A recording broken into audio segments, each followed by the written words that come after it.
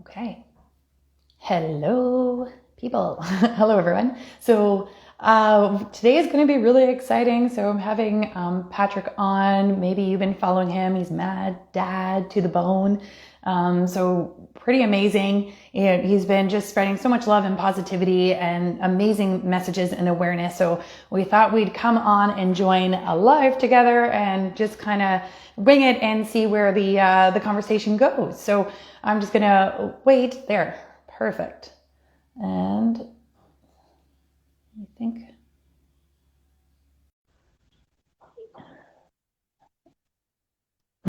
Hey, Brandy. Hey, Hello. it's so nice to finally meet you. Yeah, I you too. Yeah, I know. Yeah, as best we can for right now. I'm sure our paths will cross soon enough, but yeah. hmm So, how are you doing? I'm great. I'm having a bit of a late start to the day here. I woke up a little bit late, so you've caught me during my first cup of coffee. So this is as authentic of a coffee date as you could possibly have, I guess. So It's perfect. Those are my favorite. I love it. cheers. So you were Yeah. you were mentioning that you were just teaching your little. Yeah, yeah. So he's my 5-year-old. So we kept him home this year because Okay. of the nonsense, the conditioning, the programming, all the stuff Yeah. going on. Yeah, so we hmm decided to homeschool and it's been going really well. And I think that's the path and direction that we're going to continue on. Mhm. Yeah. I mean, if you can do it, it just makes the most sense, right? Absolutely. And I know it's so hard for so many people to figure Mhm. that out. And it's like, okay, this is conversations I've been having is like, okay, we need to come together and create like different pods and create, ways that parents can take turns or something. This is what I've been trying to talk about lately is like creating new systems or whatever you want to call them. We need to start creating our own um, establishments or whatever, right? Like we got to, Yeah. yeah, we can't fix what's going on. It's time to start No. something new. But I Mhm. mean, I was terminated, so I mean, I got some time to be at home now. So Yeah. Now, I remember when that story first came out, and I was shocked. I could not believe that that happened to you. Um, Mhm. now, I don't understand that. So you work, was it, do you work for the province or did you work for the province? How does it work as a nurse here in Ontario? I, it makes no sense to me the way you guys get hired and how your union works, and it just, I don't know. How can they do that? I don't even know what to ask you. Like, I know. Yeah, no. So you get hired on like by a hospital, an agency, or an employer. Like you have your own employer, but we are regulated by a nursing body. So all nurses okay, are regulated underneath. Like so in Ontario, it's the College of Nurses of Ontario. So they kind of regulate us, and that's where we pay our fees to keep our licenses up to date. And yeah, there's a lot going on with them. Anyway, so they regulate us, and then we do have our Ontario Nurses Association, which is our union, and we pay our dues, and they're supposed to work for us. But so I was hired by my employer was LHSC, so London Health Sciences Center. I worked in the NICU there, and yeah, after I got back from speaking the truth in DC on a health and freedom stage, it was yeah, just gone. But the College of Nurses of Ontario has muzzled all of us. So as yeah, of December, yeah, December 16th, they came out with a new standard that's public for everyone to see that nurses are not allowed to speak on masks, social distancing, vaccination, or anything to do with public health measures. So that's why there's not many people speaking up right now, even though they want to. It's just fear of job, their licenses, like all of it. yeah. It's crazy. Yeah. Well, the messages that I've been getting, I'm getting so many from doctors, nurses, pediatricians, and the first thing they say is, please, please, please, please, please don't share this with anyone. Or if you're Mm-hmm. going to, please wipe out all of my information. And some people have just been sending me voice memos so that there's no Yeah. actual Yeah. Yes. actual text for me to copy and paste. And I never would. Obviously, I love getting these stories, but they're telling me things like, I have to hide, close my office door, and then I can take my mask off for the child. And Yeah. I call them undercover angels because they're doing what they know is right, even though everyone else is telling them to do the opposite, and their jobs are being threatened and so on and so forth. But Yeah. they're It's out there, they're crazy. speaking out. Yeah. But yeah, Yeah, I yeah, know I there's didn't like, know that. sorry, go ahead. No, I didn't know that they could actually terminate you. I just figured there would be some sort of legal recourse for you down the road, and at some point we'd see a headline about you winning It's your job coming. back or something, but it's coming. I don't want that job back. I don't want to work of at that course corruption, not. No, but I know what not you mean. I know what you mean, though. Yeah. It's like onwards, creating a new healthcare system that actually works Absolutely. with health, right? Like, Absolutely. yeah. Okay, so backtrack from all that, because Absolutely. I just been following like some of your stories, and I just love your positivity and the way you approach things. And funny enough, so my mom was watching your interview with 100 Million Moms, and she was like, "You need to have him on your live." And I was like, "You're right, I do." But I don't know much about your story or how you got started or where. I don't know. So let's hear about you. Yeah, sure. I mean, it's, you know, there's sort of two aspects, I guess, to my story. There's what I experienced myself in childhood. And you know, I grew up in Toronto, I grew up in the city, and for a good portion of my teenage years, I lived in a group home. And I was in a lot of trouble in and out of juvenile detention centers. And I keep telling, and people know this about me, people in my life know this about me, that the reason I'm here today, the reason I can have an interview with you and speak to you as a free human being is because of the support in the community that I received when I was growing up. You know, there were before school programs, there were after school programs, tons of extracurricular activities, lots of volunteers in the community, counselors that I would meet with once a week. And because of that, you know, I went from being this troubled youth who was experimenting with alcohol and drugs and heavily addicted at one point, to then graduating high school as an honor roll student and just moving on and taking all of the lessons with me. It really was because of the support that we had in the community. And when I first heard about the original COVID-19 lockdown, when everyone was genuinely scared and terrified, and we were all on board with, okay, yeah, we should shut everything down for 2 weeks. I think most people were kind of in agreement that it should happen. You know, I couldn't help but wonder, well, what about all the street kids? What about all the at-risk youth? What about the kids in group homes? My mind immediately went to what they must be going through. And over time, I would kind of, you know, after a few weeks went by, things started to loosen up. There was no longer that genuine fear in the air that, you know, there was something that was going to kill us all. I would kind of mention this to people, and they would just shut it down. Yeah. So close, like just no, that doesn't matter. We're doing this to protect. Yeah. You know? This is why we're doing this, so it has to happen. We need to protect the vulnerable, at-risk people. Well, these youth are vulnerable, at-risk people, and in my opinion, they're the most vulnerable. They're the most at-risk, and they're our youth. So we should be doing everything we can to protect them, first and foremost. And not only have we not done that, we haven't even considered them. No. Like they have not even been a thought on anyone's mind. So that's a little bit just about sort of my history as a child, but then here I am as an adult. You know, I'm married with 2 children. I have a 5-year-old daughter and a 2-year-old son.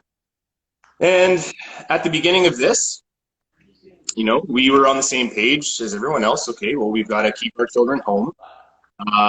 We were thankful that schools were closed because we were genuinely fearful, like everyone else. And once again, you know, by the time summer rolled around, if you just kind of looked around, you could tell that no one was really scared anymore. You know, the rush of fear was over. Adults were starting to get their freedoms back. They were starting to go to Home Depot and garden centers. You could go to patios and drink alcohol. You could go to coffee shops. You could do all of these things, but children still couldn't go to the playground.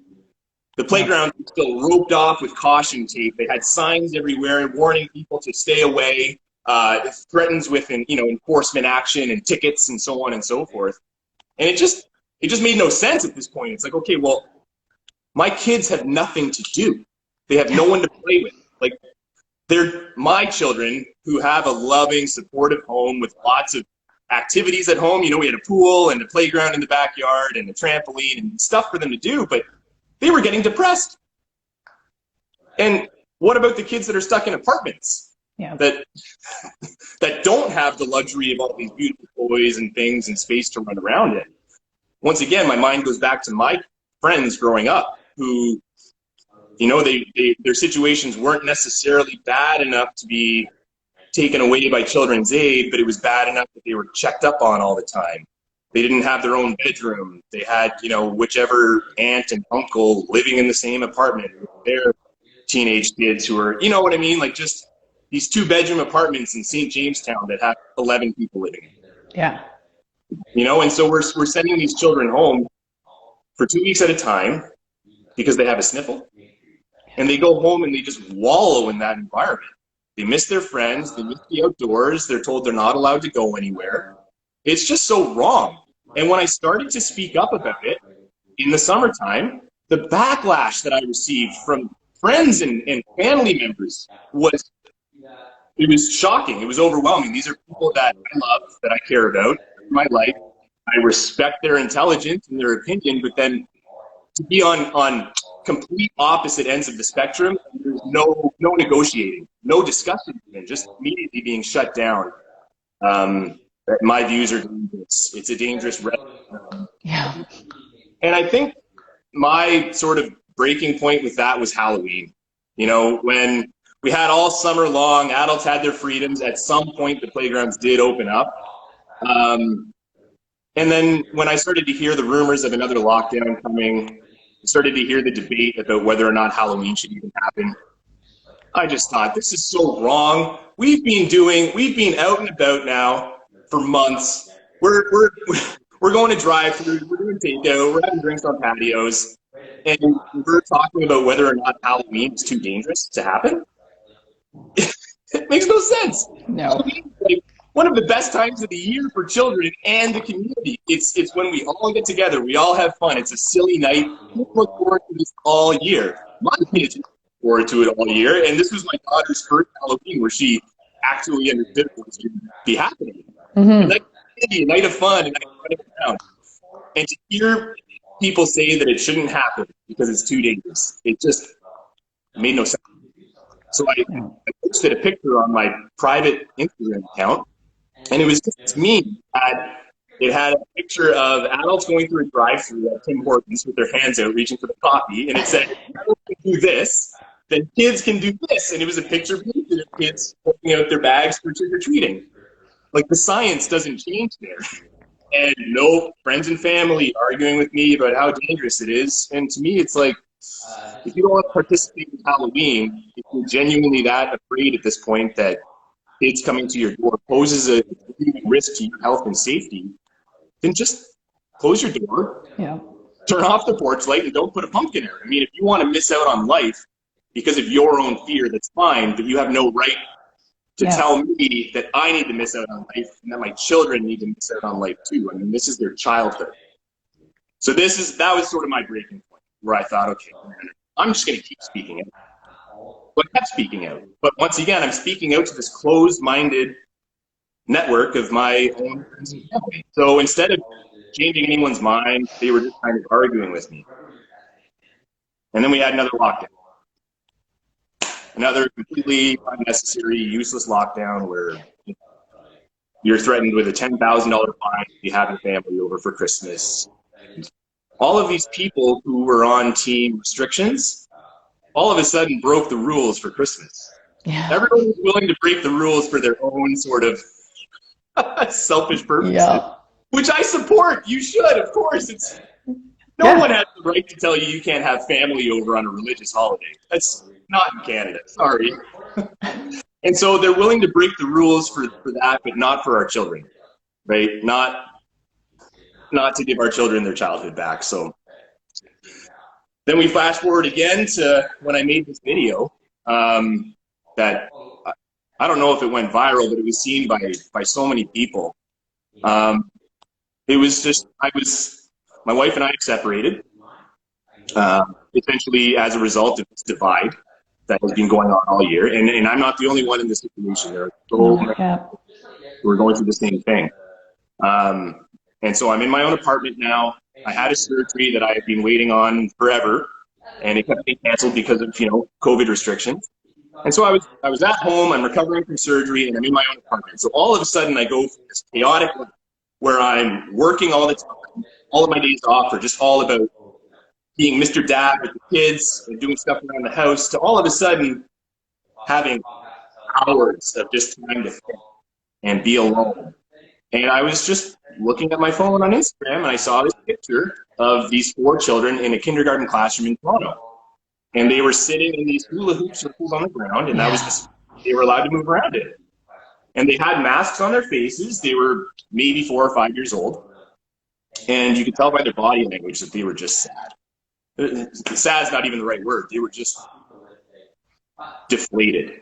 And in the corner of the classroom, you could see the teacher reading a story to these children, once again, with no face. So she's way off in the distance, and they weren't even looking at the story. They weren't even looking in her direction, and they weren't even looking at each other. Now, I remember being a child very, very well, and I remember story time as being one of the best times of the day. The best. It's when everyone gets together, everyone cuddles on the carpet, and you just you're engaged. It's an enriching experience, and it's honestly some of the best memories I have of my childhood are story time in the classroom, aside from gym class and recess. Yes. And to see these kids not have that experience, to see them being forced to suffer, not allowed to move, having to wear the mask, I can't really describe the emotion that I felt in that moment, but I had tears streaming down my face. I couldn't handle it. And so I posted that picture on my private Instagram account. Once again, where all these sort of this closed-minded network of friends and family up until this point have been arguing with me. And I posted this picture and I just wrote, "This is abuse." I posted it. And I posted it again and I said, "No, look at it. This is abuse." And I posted it over and over and over, just in case anyone wanted to scroll past it. And oddly enough, I started getting messages. No one was disagreeing with me. Everyone was saying this is wrong, or they were telling me their stories of why they took their children out of school. They started telling me stories about, their 6-year-old having a panic attack, saying things like they hate their life, and just awful stuff. And I had maybe 100 of these messages, and these are all people that I know. And so in that moment, I realized, well, hold on, wait a minute here. If we all seem to agree on this, we all seem to look at this picture and go, this is wrong, this is abusive, and even if you disagree with a harsh word which is abuse, I think we can all agree that this is not how we educate children. This is not how we nurture them, and this is not how we encourage them to grow. So I sat up and I put my phone right where it is right now, and I just started to speak from the heart and beg for someone to help me understand why we're doing this to children. Because it just doesn't make any sense to me that adults have all this freedom, even with the restrictive measures that we have to endure ourselves. When I go to the gym, I can still take my mask off while I'm exercising, right? All adults have to do that. In schools, no. Kids have to wear the mask during gym class. They have to wear it during so they've gone above and beyond what these restrictions even call for. And it makes no sense to me. They're just abusing our children. So when I posted that video, I still expected to get some sort of backlash. I expected to get resistance from people, and it was the opposite. It was like just this tidal wave of support. It started with other parents, and then I started getting phone calls and text messages and DMs from teachers, and then nurses, doctors, grandparents, aunts, uncles, and then the sad part here is teenagers started to reach out too. Yep. And reaching out anonymously and speaking on behalf of their friends, and really saying to me that I'm in a good situation, my parents are great, however I'm depressed, I've had suicidal thoughts, and my friends who don't have these great situations at home, they're legitimately turning to alcohol and drugs as a recreational outlet. Nothing to do. And they're not going home. They're hanging out on the streets because when they're drunk or they're high, they don't want to go home. And it's just this, it's awful, and they have nowhere to go. So I don't know, I don't know what the answer is, but all I know is that we need to do something. We have to speak out, and we have to help other people see what I'm seeing, because what I see is wrong. Yeah. It is just wrong on so many levels, for so many reasons, and we can obviously get into that, but that's a little bit about me and his what's been happening, and just in the last few weeks, I've noticed this interesting change where a lot of the stories I was first getting, they were pretty horrible to listen to. I've spent a lot of time crying with parents over the phone because it's emotional, right? You don't, your phone rings and you're cooking dinner and you answer it. The next thing you know, you're listening to this story of an 8-year-old boy who's telling his mom he wants to kill himself. Yeah. You can't help but all of a sudden the emotion is just, it was affecting me. So I had all these, awful stories, but now I'm starting to get some good stories coming my way, which is wonderful. I'm getting like these stories, what I call the undercover angels. They're telling me what they're doing in their lives to protect children and make them feel safe. But I'm also getting stories from parents who they're sending me pictures of their kids in classrooms without masks. And they're going, I did it. Look at this. And it's wonderful. I'm getting pictures of kids who are out shopping. They're not wearing masks. They're smiling. Their parents are sending me selfies doing the same. So there is a bit of a shift happening here where people are starting to go, oh, wait a minute. This is wrong. So let's just do what we can to fix it. And I'm getting lots of these wonderful stories of people saying that they're having no issues when they're out and about in public. How liberating it feels to walk into a store unmasked and smile at other people and feel that connection. So there's a lot of good happening here. But it was rough in the beginning. I almost wondered, what have I done? Because it was a lot to take on, right? Yeah, no, absolutely. And that's where like my heart went to first at the beginning of this. Like I have like a holistic health background as well. I went back to school to become a holistic nutritionist. So when all this was starting, I kind of knew it was bogus the whole way through, just because I had a totally different understanding of like what viruses are and health and all these things. So I've been kind of speaking up right from the start to try to like educate people about, the health. And then, but I was like, again, watching what was happening to the kids. And I had an opportunity to speak at City Hall about like the mask mandates, especially on children.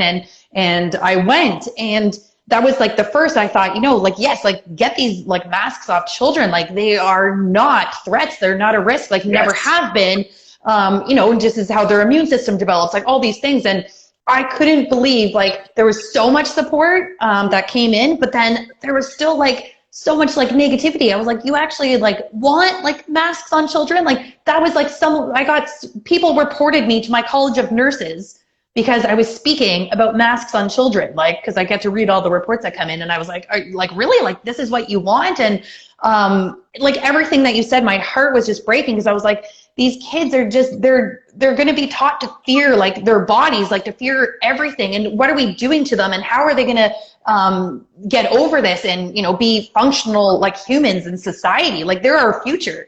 And like, like, what are we doing to them that's going to take over, like, and be in charge and, create all these things? Like what, like we just can't let this happen. And I was thinking like, and my kids are the same age as yours. We're like 5 and 2. And I was like, any like parent should know how disgusting children are. Like I have 2 boys, like they're disgusting. Like my littlest kid was, we were at the park when everything was closed down with the yellow tapes, because I just let them play. And he's like, Mama, like I see patches of raspberries. He's created like an amazing imagination. I love it. And I was like, that's awesome. And he's like, I'm going to pick them. I was like, okay, go for it. And I thought he was just going to pretend to like pick them, but he was like pretending to eat them, and he actually went and started licking the park. Like, and here I was like, this is just picture perfect. Here's like my kid, like with the yellow tape around the park, and he's going around like licking it. We're like, take that, like Rona. Like, but kids, the stuff they eat off the ground, the things they're doing, like that's how kids build immune system. And I mean, we've made it this far in life. Like, yeah, I think it's fascinating that the media has perpetuated this fear of one thing. And it's like, do you think that we haven't had all this stuff in our atmosphere before, that we haven't been exposed to all this stuff before? Like we are bacteria, we are viruses. Like why all of a sudden are we scared of one thing when there's like 10 to the thousands of all these things around us that were here before we were created? And it's like, we've survived and we're fine. But it's amazing the media manipulation, like how it plays into this. It makes no sense. And I don't even watch the news. So a lot of this stuff would genuinely catch me off guard and catch me by surprise. So I remember the first time when the playgrounds were closed, I had no idea. Like there was no heads up. So I got my kids pumped and excited to go to the playground. we get there and it's roped off. The swings were like duct taped to the top bar, so you couldn't use the swings. But I mean, the structure was still there. And I mean, my kids were excited to play, so I'm not going to say, "Oh, we can't play there." No, I just walked past the tape and let them play. Yeah. And then I would see. I overheard some parents as they were walking by. I couldn't quite hear what they were saying, but it sounded judgmental. And sure enough, when I got home, I told my wife, that what had happened. Oh, it was all roped off and closed off. And she goes, "Oh, you're the dad they were talking about on the phone." They were bashing me on some Facebook group. How dangerous I'm being. It's just... For playing at a park. Like, it makes no sense. I think people have just allowed this fear to, like, infiltrate their minds so much, right? Like, we've seen it happen. Like, logic is gone. Rational, all this common sense that people used to have, like, gone. Yeah. It's been fascinating to be on this side just to see how much fear can change the way people, like, think. And, I know. And I want to pull something up real quick because I made a video the other night where I walked into a Superstore, which is, do you have those? Oh, that was great. Yeah, because it was the oat milk. Yes, so it had this big fear-mongering sign out front, and it says, "In accordance with new provincial regulations, it must be reported to law enforcement." And I thought, I haven't heard about any new regulations coming out. They don't quote an act or mention the regulations on their sign. And so they're threatening you with police action for walking in there without a mask or a face covering. And sure enough, I called their bluff. Nobody called the police. The sign is total make-believe. But how unfair is that to police officers to be used as a threat? I don't know if you know any police officers personally in your life, but if you have an open and honest conversation with them when they're off duty, the majority are... No, they're not into that. Yeah, they're not into it. They don't want to be getting calls about children playing street hockey, right? They don't want to be having to show up to basketball courts to break up the game. It's not fair. It's a complete waste of their time, and it's not even a criminal matter. No. But anyways... Sorry, go ahead. Yep. Oh, yeah, no, I've been getting all these questions from people. They're like, well, what are the laws? How can I find out this information? How can I do it? So I was planning to make a video to explain to people how easy it is to find this information. And by accident, I found out that Brockville, where I live, is in the red zone now. We're in red control. I don't even know what that means. So out of curiosity, I just Googled Ontario red zone because I wanted to know, what are they saying the restrictions are? Is my gym going to be open? What am I expecting here? And I couldn't help but notice that on that page, they had all these, within their rules, anytime it said, you must wear a mask in an indoor setting, it had the word exceptions with a hyperlink, and you could just click it. And that word exceptions was plastered kind of all over. If you just click, it takes you to this wonderful page where it says face coverings and masks, and that's the headline.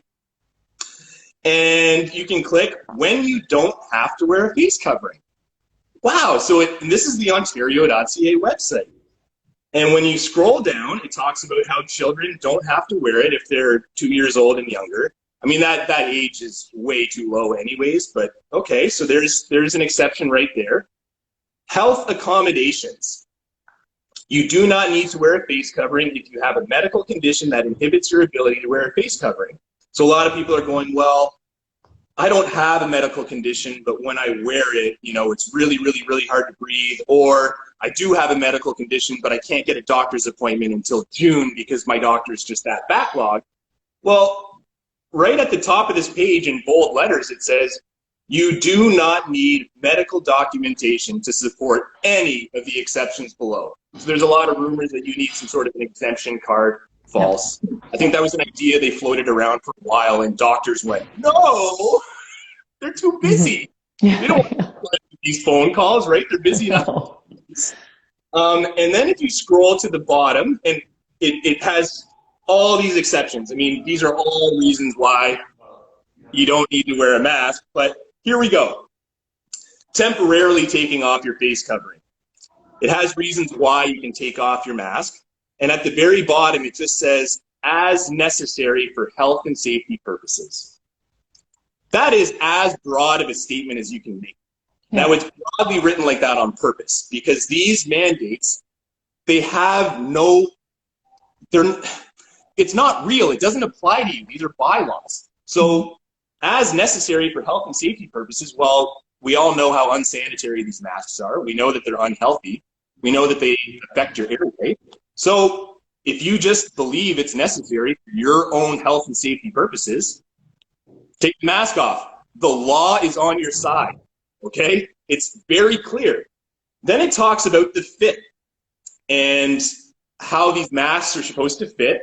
And I'm sure in the work environment that you work in, you probably were fit tested with a certified fit tester and went through the process. So you understand that there's a process in donning and doffing your mask. Now, you talk to the average person, you say donning and doffing your mask, they have no idea what you're talking about. They don't know what that means, right? No. And it says, here we go, how to properly use face coverings. So this is for the people that are still arguing with us and saying, no, it's necessary. My child needs to wear a mask to keep others safe and to keep themselves safe. No. Well, I'm going to look at what they say about face coverings and how they're supposed to be used. When wearing a face covering, you should wash your hands immediately before putting it on and immediately after taking it off. Now, let's be honest. Who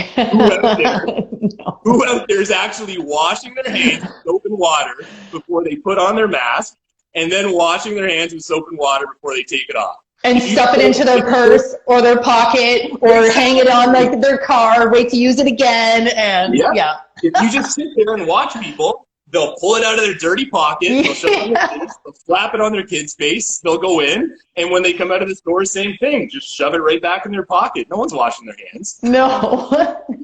That's the number one rule for how to properly use face coverings. Now, it has other rules here too, and one of those is to avoid moving the mask around or adjusting it often. I cannot help it when I have one of those things on my face, which I never do anymore. You're always moving it around. When you talk to others, it starts to slowly fall down your face, right? It's just, so no one's even using it properly. No. And it also says somewhere in here in big bold letters as well, that face masks do not protect you from contracting COVID-19. It has it. I know. It says it on the boxes, on the actual boxes of the masks. It actually says does not protect against coronaviruses. I know. So I'm not a scientist. I'm not a doctor. I don't have a fancy degree, but I can read and I can understand the words that are on the website here. And to me, it says, you don't need to wear a mask ever, and they're useless. Yes. Yes. If I'm wrong, please, someone tell me I'm wrong. No, you're not. I have an expert who reached out to me. He wants to do an interview, and he wants to go over the science behind all of this because he is an expert in this field. So I thought it'd be a great idea just to be a totally dumb, clueless dad and just ask him questions and get the scientific answer for all the trolls out there that hide behind fake profiles. And yes, I know, those are amazing. Yeah, I just feel sorry for you at this point. Mm-hmm. I'm send you love. You're gonna need it when the veils are lifted. Yeah. But we talked. Is it Chris Schaefer or someone else? Which that? Sorry. Is it Chris Schaefer you're talking to, or someone else, or are you saving it for your? Okay. Toronto. Yeah, he just reached out and he was like, "Hey, man, I don't know if you're interested, but I'm an expert." Yes. Yeah. No, and we need more of those voices coming forward and having those educational.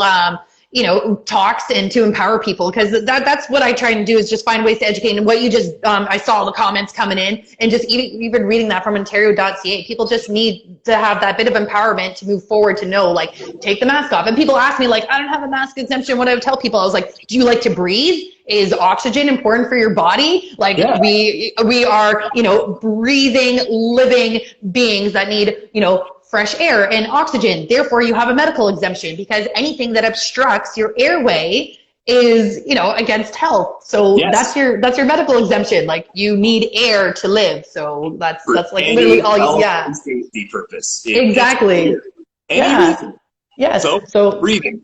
Yes, breathing, pretty important. So breathe. But I think it's fascinating how many people love to hide behind it now, and force it on people like us. It's crazy. I loved your video walking in Toronto, and seeing like all the people in masks, I just because I feel that way too. I'm like, what is happening?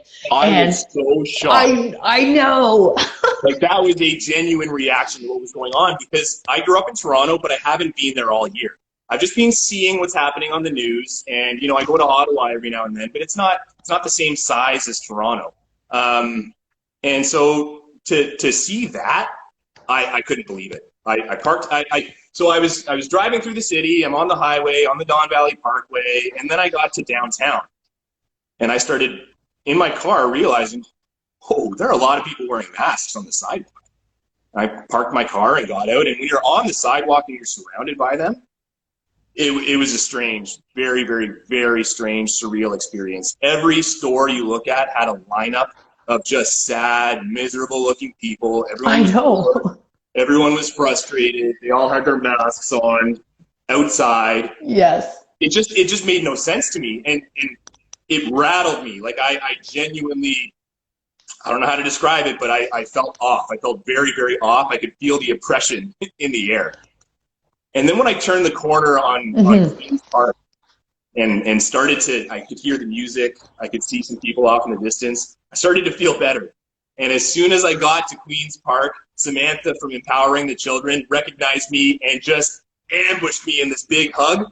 And in that moment, I don't have the vocabulary to describe how good it felt and how much I needed that hug in that moment. But my spirit just ignited, and I just felt so happy, so good, so relieved, so alive all of a sudden. And then I had another hug from someone else, and then another hug, and then another hug. And it just, all the bad feelings I had on the sidewalk of walking through Toronto immediately went away. And I just thought, I'm so glad I'm here right now. I so to experience human connection. So I'm still riding that high from the experience on Saturday. Yeah, Toronto had an amazing turnout. So I spoke in London. London's my hometown, so that's where I hung out. But we had our biggest turnout for our smallish city. So we had, I think, over 500 people come out, which was like good for us. So hopefully we can keep that momentum going. But I think that like thousands and thousands, like I don't know if you guys are 10,000 or something, or I don't know, like, but it was a lot. Yeah. And it was all wonderful people. Yeah. That was what I really wanted to show people, is like, look, this is a wonderful crowd of people, all ages, all categories, and the energy was spectacular. I can't describe it. Yeah. The next time one of these events happen, I mean, anyone who's on the fence about going because they're worried that maybe something bad might happen, I highly, highly, highly encourage you to go, because if you have anything like the experience that I had, it will be good for you. It will.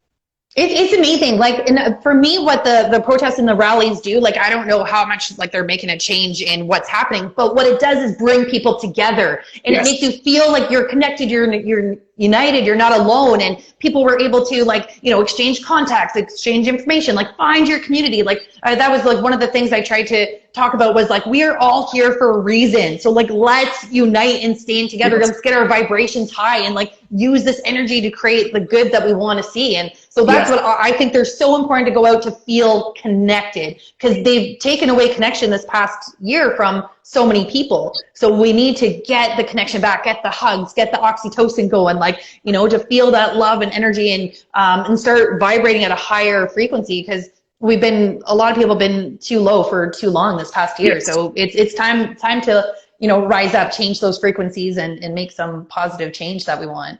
Yeah. I had a conversation like this with Steph from 100 Million Moms.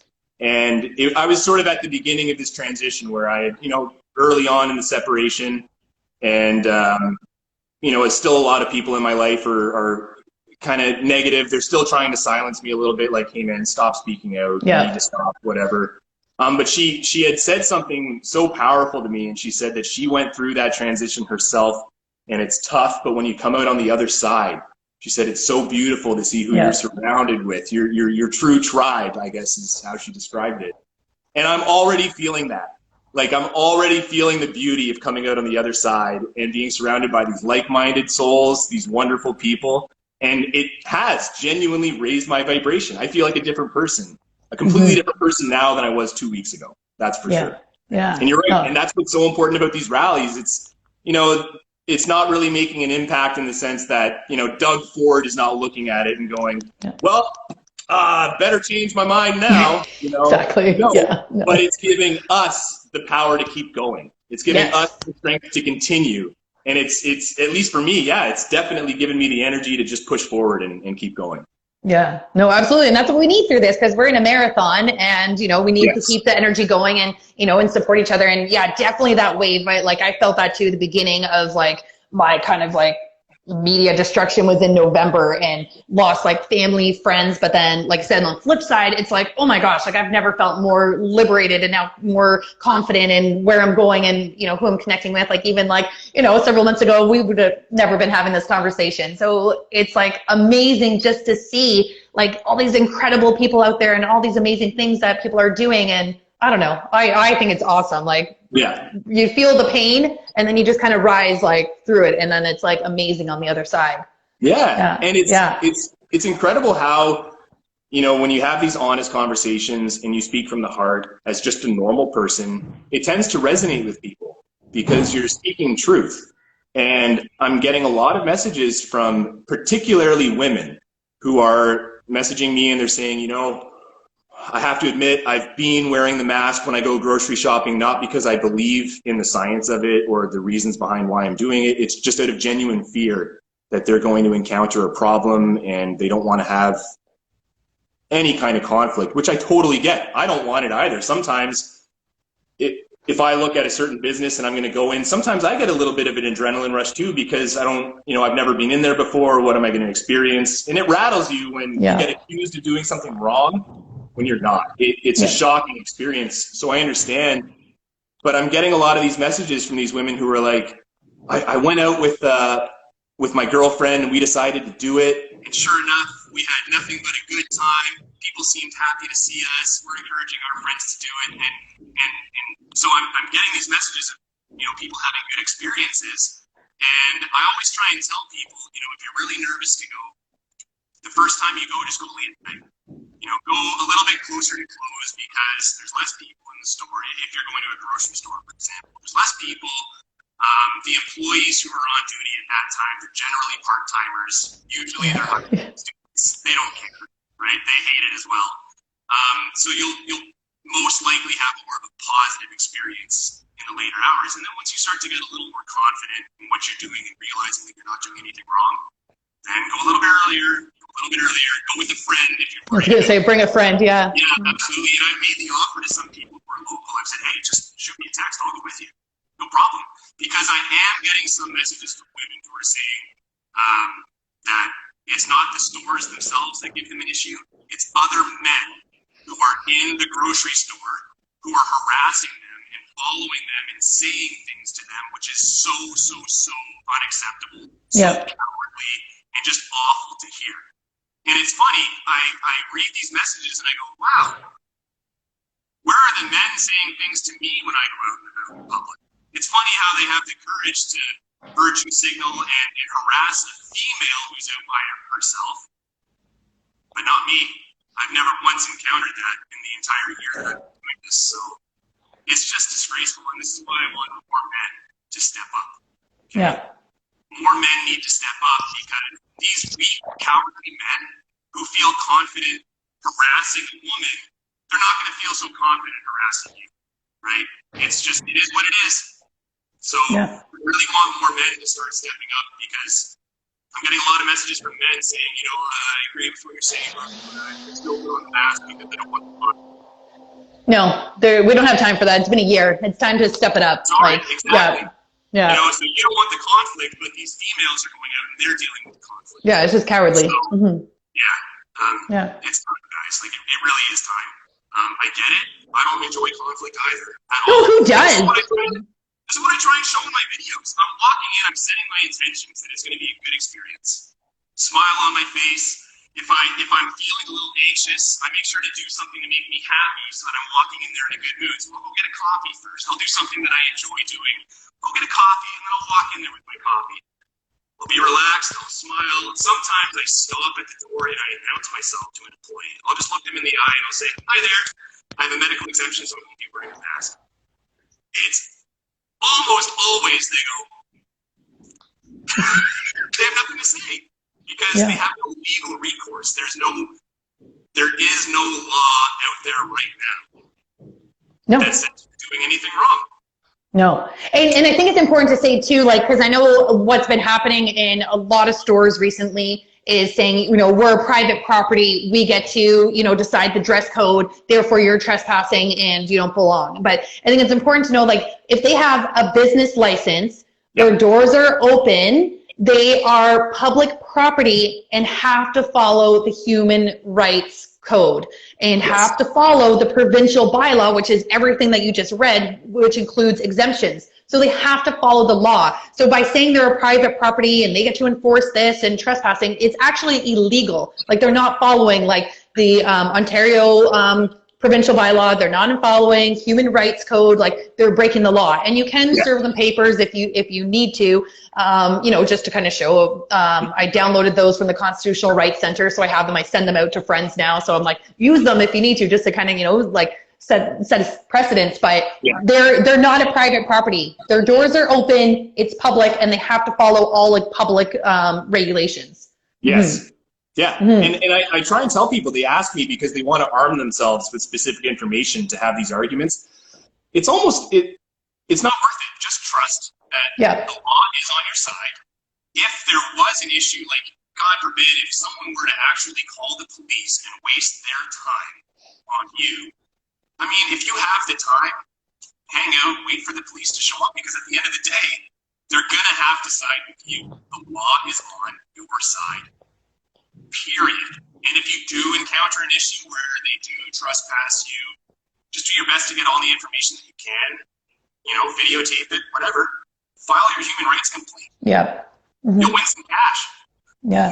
Yeah, exactly. And then also what I've been telling people too is just to start voting with our dollars. Like, if there's another place that has something of the same that you're looking for, go there. So same thing too. I mean, like, I always, the same thing, try to go in with a smile and confidence and, you know, like medical, and usually I very rarely, if ever, have confrontations. I did at one place, whatever, it happens, but most of the time, like I said, it's no issue.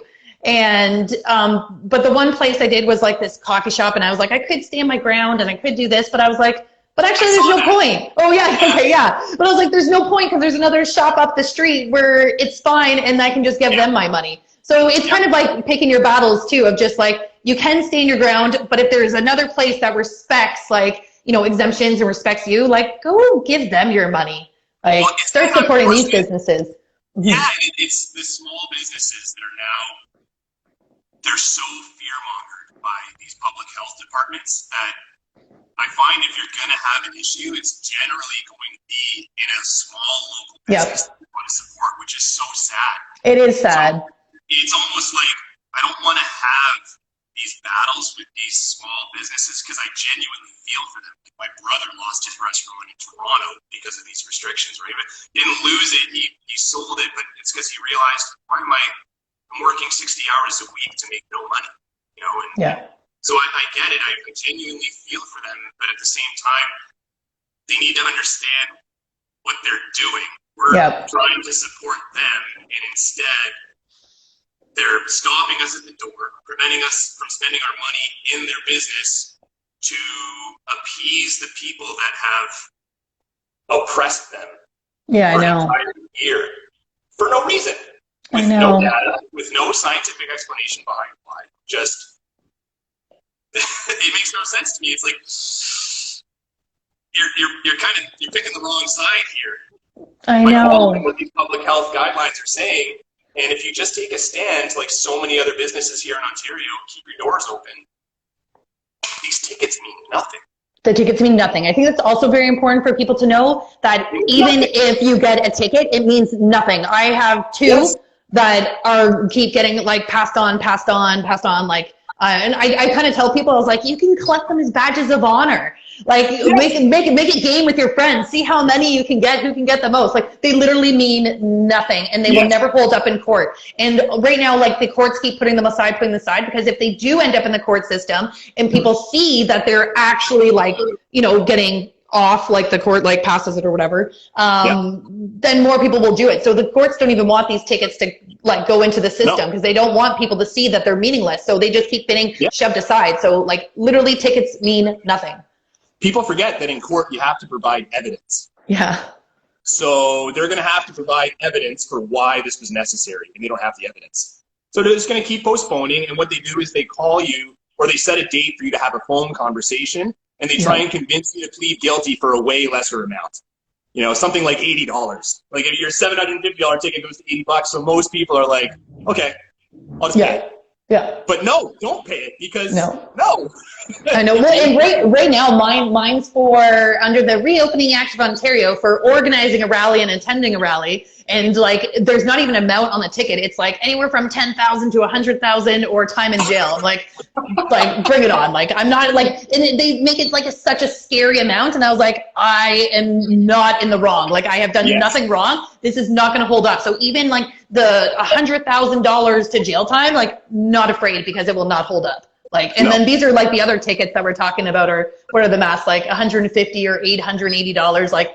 Like nothing happens with them. Like it's all fear mongering. All smoke and mirrors. It's all it's crazy. But I don't want to take up like your time. I feel like I know you're such a great person to talk to. I feel we can hop on another live some other time and have like some more conversations and see where we're at. So I always like to try and end with some kind of like empowerment, positivity, because we need that. Well, but so go ahead. Before we do that, I just want to mention something. I haven't posted the video yet. But it's fairly powerful. It was right after the demonstration in Toronto. I broke off from the crowd because the speeches went on a little too long, and I realized, okay, well, I have to get home. I live 4 hours away, so I broke off from the crowd and went to the entrance to the parking lot where my car was parked, and it was at I think it was Hudson's Bay Center is what it was, and I was filming myself because I was talking and just kind of going over the experience that I just had. And then I looked and I saw on the stairs inside this building a homeless, he looked like he was in his 20s. And he was tweaking out on something. He was kind of laying on the stairs, and I thought, okay, I got to go check on this guy.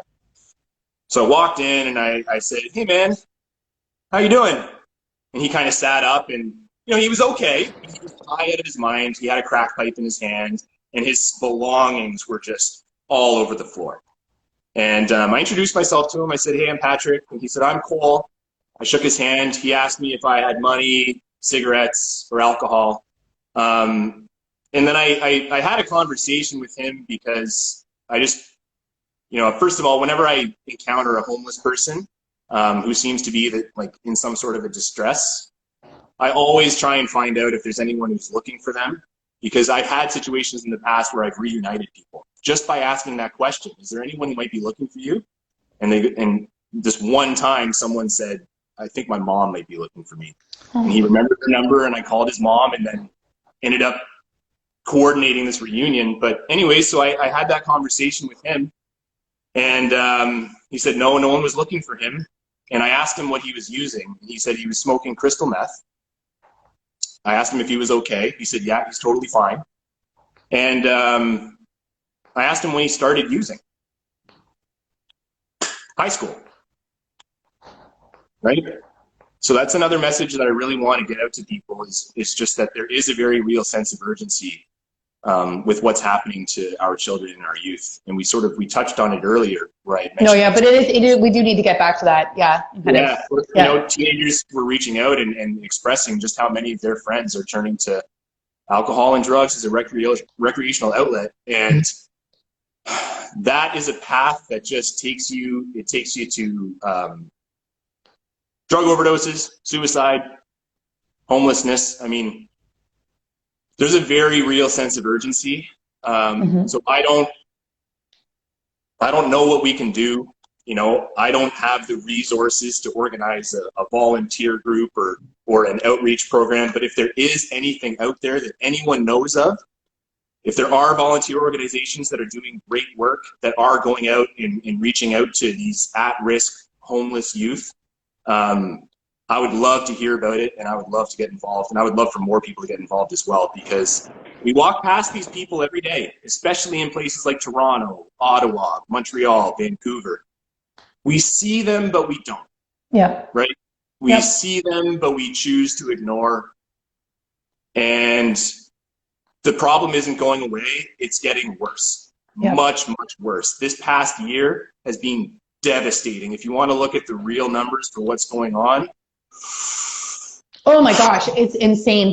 The increase in suicide rates. And then my partner in crime, Canadian Frontline Nurses, Sarah, when we spoke in BC, she looked at the stats for overdoses in BC, and it has skyrocketed in like fentanyl overdosing this past year, and way more than anything that like COVID has touched on. It's been insane, and it was already like an epidemic there, and now again like skyrocketed. Mental health, huge. I mean, Sick Kids Hospital has seen an increase in 4 million kids reaching out this past year. Eating disorders are out of control. And when I did speak out at City Hall, that video went viral, and then all of a sudden, the same as you, I had parents contact me and telling me about their children, like as young as 6 years old, talking about like suicide and hating their life and all these things. And every age group is being affected by this. And I think about, our young kids, behind the mask. There's the still face experiment that has been done, and it shows the psychological like damage that happens when kids can't see faces, and how it like puts them in like fear and terror and like upsets them. And so like these young kids, when they're traumatized, again, that like leads to lashing out or addictions, or to deal with the trauma. So it's going to be this domino effect where you have the young kids, when they get to be older, they don't know how to deal with their trauma. So again, addictions and substance abuse or whatever it could look like for them. And then you have these teens that are affected right now. And I talk about this, and like adolescence is a really hard time. Like for most people, it's so hard. You don't know who you are. The hormones are out of control. You're trying to find your identity. You want to fit in. You're changing yourself to be part of this group because it seems cool, but maybe you feel drawn to this, and it's like a mess. Like I can't imagine that we've removed all outlets to find yourself, to find your identity, to help you get through this. And then you're putting a mask behind that to view. Like, I mean, communication was already going downhill with texting and social media and everything. And now we've like totally just put it to a whole other level of moving all human connection, and graduations, celebrations, all these like amazing moments that kids and teenagers need to be celebrated in their lives, right? For that positivity, like all of that goodness, all the good is being removed. All these things. It's sad that all these things that would bring them joy, these moments to look forward to. The university kids, like I can't imagine university was such an amazing time where you finally get off. You're out on your own. You actually are trying to find your person. I feel like in university, that's when you actually like connect with who you are, and you're not scared. You're not scared to be you, and you find your people, and you make those connections. Like at least for me, that was like the most important time of being like, this is who I am, and these are my people. It's all changed now because of this, but whatever. But I mean, I can't imagine like all these age groups. So we do need to make a change. And when I say like I want to end on a positive empowerment note, this is what I mean, because these things are happening, and we need solutions. We can't wait for, the governments or the school systems to make the change, because they're not. No. Too many people are working against it. You got the teachers union that are forcing for more. And, you got the teachers that are scared, so they're wanting more.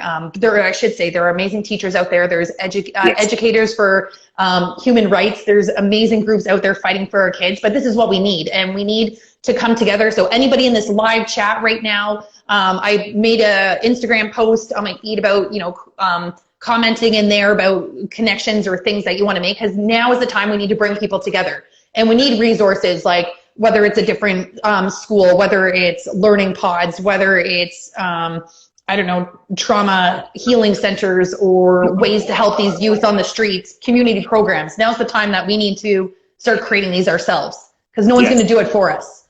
Yes. Yeah. I mean, the only reason why I was able to overcome a drug and alcohol addiction as a 15-year-old kid is because I had recreational outlets that were forced on me, you know, like I had adults forcing me to play basketball, forcing me to take kickboxing classes, you know, so I was exposed to things that I fell in love with, and then my passion for these outlets overcame the addiction that I was experiencing, because at that age, you don't stand a chance, man. You don't stand a chance. You take something addictive as a youth, it affects you so much more. It affects your brain development. I mean, it becomes a part of you. And so we really need to do everything we can to protect our youth as much as possible. And when I was a teenager, when someone said, hey, try this is cocaine, it was most likely cocaine. Nowadays, Yeah. it's like these kids are experimenting and dying. Like they're experimenting because their friend is doing it, and then they die. And it is so sad. That was making headlines before COVID-19. Yeah. We've just forgotten about it. But guess what? Now it's worse. Yeah. It's way worse. So if there's one thing I can encourage anyone out there to do, because there are so many of these wonderful undercover angels out there, when you see someone in distress, try not to fear them, because every time that I've approached someone who's homeless, that is unconscious on the ground, or they're having some sort of an episode, it's always been a positive experience in some way. It really has. And like I said, there has been one time where I was able to reunite someone with his mom. You know, Amazing. so take the time to just check in on people. Try not to judge, right? Like this guy Cole that I met the other day, you know, I mean, yeah, a little bit intimidating to look at, right? But when I talked to him, he was a genuine human being, a very gentle soul. And even though he was under the influence of something very, very strong, you know, I could tell he was a very, very good person inside. Yeah. And they, I would say for the most part, they just don't have the tools or resources to heal or deal with what, you know, whatever they've experienced or whatever is going inside. And I see Sarah's on here, and she talks about this publicly, and the only reason that she's where she was a survivor of child sexual abuse, and she had massive traumas and, you know, addictions, and the only reason she is where she is and standing up, and we're standing up beside each other speaking, is because she found a resource that helped her heal her inner child and, you know, deal with all these things. And now she's a force, and she's, you know, like your story, now she's trying to fight back and help people because she knows from her own experience and what she needed to get to where she is now. So we definitely need to help all youth at all ages. Project Phoenix, do you know them? And no. Okay, so that was started by a 13-year-old. Her name is Phoenix, and they go out to all over Ontario, and they provide food for the homeless. They put together care packages. They like in the winter, it was sleeping bags, toiletries, anything they need. They set up a chili station, and they feed the homeless. She's 13 years old, and she was doing this with her mom and other kids, and they're giving back as much as they can. Interesting enough, this is how sad our world is now. They all got fined $880 for feeding the homeless. But it hasn't stopped them. They are so amazing. So there are people out there like that. So anybody watching, check out Project Phoenix and the amazing work that they are doing. But this is the stuff we need, more grassroots moments like this. Our kids used to be in a forest school, and then the restrictions were too much. So there were 6 of us that were like, no, the whole idea of going out to the forest is to have no restrictions. So we built our own program. Started with 6 of us. There is now 60 people in our group. And we meet every Thursday, and we spend the entire day outside with no restrictions, and let the kids just play and explore and get dirty and do all these things. So if more people kind of just start those grassroots moments, they will build and grow and, you know, get your community and give back to helping the homeless or these kids in need. And yeah, I don't know. There's just so many good people out there that I know that when we actually think of solutions, we'll come up with them.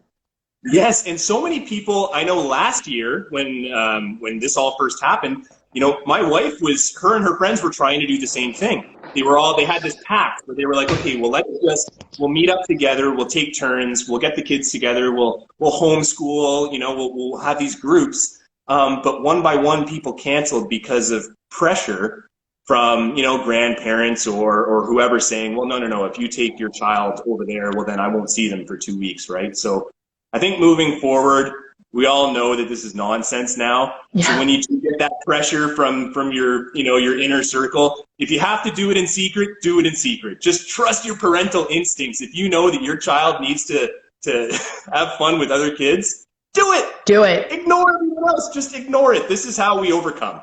Yes. We have to overcome this. Yep. Just start living again. Live your life normally. Yeah. Like you said, I don't even know what restrictions or color codes or anything that's going on because we have never stopped living the way we normally would. So yes, absolutely. Just keep living, keep following your heart, and you know, and you may lose people along the way, and it's hard and hurtful, but it's okay because for every one that you're going to lose, you're going to gain like 10. And it gets, oh my gosh, and it feels so good. Yes, it's incredible. It's magical, really. Yes. Yeah, absolutely. Well, thank you so much. Like I was like, I could talk to you for like hours, but this has been really fun. And let's do this again. And I'm sure our paths will cross in person soon enough. Yeah. I can't wait anytime, honestly. And if I could just personally thank you because you have been such an inspiration to me. You're wonderful. You're what I call the OG undercover angel who's no longer undercover. No. Yeah, the undercover's gone. Yeah. Yeah, exactly. That's awesome. I love it. Well, thank you so much. And yeah, enjoy the rest of your day and we'll connect soon. Absolutely. Okay. Take care. All right. Well, bye. Bye. Bye. Oh. How do I end this? I know. I was just